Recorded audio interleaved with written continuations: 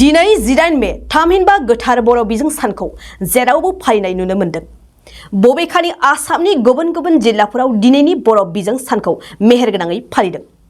नाथाय गंसे फरायसालियाव दिनैनि सानाव गोथार फिरफिला बिरहोनायखौ नुनो थाङाखै।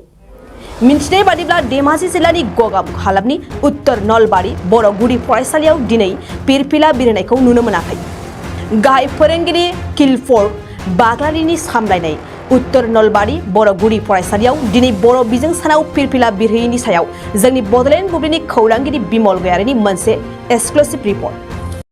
नंगौ दिनै 18 मे दिनैनि साना बर' बिजों सान नंगौ बे समाव आं मोनसे गिदिरथार खौरां लानानै फैदों। दिनैनि सानखौ बुहुमनाङैनो गासै बर' फरायसालियाव दिनैनि 18 मेनि थाखाय बर' बिजों सान महरै फिरफिला दिखोनायखौ जों नुनो मोनो। नाथाय मोनसे खोब दुखुनांथाव बाथ्रा उत्तर नलबारि बर' एलपि स्कुलाव दिनै नैबे बर' बिजों साननि जिथुनिखि फिरफिला बे फिरफिलाखौ नैबे उत्तर नलबारि बर' गुदि फरायसालियाव दिनै थिखांनायखौ जों नुनो मोनाखै। बेनिनो बे फरायसालिनि थासारिखौ आं केमेरा पार्सन बिथांखौ दिन्थिफुंनो थाखाय खावलायदों। गासै थासारिखौनो दिन्थिफुंनो थाखाय खावलायदों आङो। बिथां फोरोंगिरियानो उन्दै उन्दै फरायसाखौ फोरोङो, नाथाय बेबायदि बर'नि मोनसे जि फरायसाफोरा दिनै 18 मेखौ फालियो होननानै उन्दै उन्दै फरायसाफोरा बोरै मिथिगोन। नाथाय खोब दुखुनांथाव बाथ्रा धेमाजि जिल्लानि सिङाव थानाय उत्तर नलबारि साहा नोलोबारि गुदि फरायसालियाव दिनै बे फिरफिलाखौ थिखांनाय जायाखै। बेनिनो गासै थासारिखौ केमेरा पार्सन बिथाङा दिन्थिफुंबाय। बे फरायसालिनि डेस्कड नाम्बारा दङ 1813011530 बे फोरोंगिरिखौ उदालगुरिनिफ्राय फैदों होननानै जों मिथिनो मोन्दों।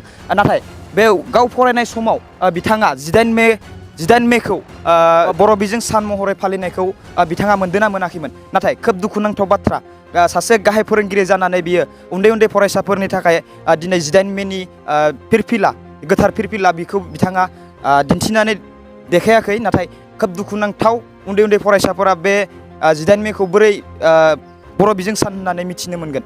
2023-24 सोलोंथाइ बोसोरनि थाखाय क'क्राझारनि दतमायाव थानाय सेन्ट फ्रान्सिस जेभियार एइचएस स्कुला नोंथांमोननो लानानै फैदों गोदान मुं थिसननाय। दतमानि बोरसिजरा गामियाव थानाय सेन्ट फ्रान्सिस जेभियार एइचएस स्कुलाव दायो आर्ट्स स्ट्रिमाव 11 थाखोनि थाखाय गोदान मुं थिसननाया सोलिगासिनो। बोसोरै फरायसाफोरा मोजां जौखोन्दो लानानै उथ्रिसारनो हानाय बायदिनो बे फरायसालियाव नोंथाङाबो गुनगोनां सोलोंथाइखौ लानो हागोन। लोगोसेयैनो बे फरायसालियाव सोलोंथाइनि मोजां थासारिखौ बिथा खालामनानै हौवासा आरो हिन्जावसानि थाखाय आलादा आलादा हस्टेलनि खाबुबो दं। गोसो गोनां बिजाथि एबा फरायसाफोरा आर्ट्स स्ट्रिमाव 11 थाखोनि थाखाय मुंखौ सेन्ट फ्रान्सिस जेभियार एइचएस स्कुलाव थिसननो हागोन।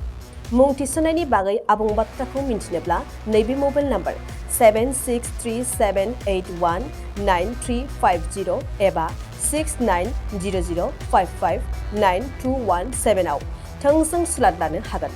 थामहिनबा सेन्ट फ्रान्सिस जेभियार एइचएस स्कुलाव थांनानैबो नोंथाङा सुलाद लाहैनो हागोन।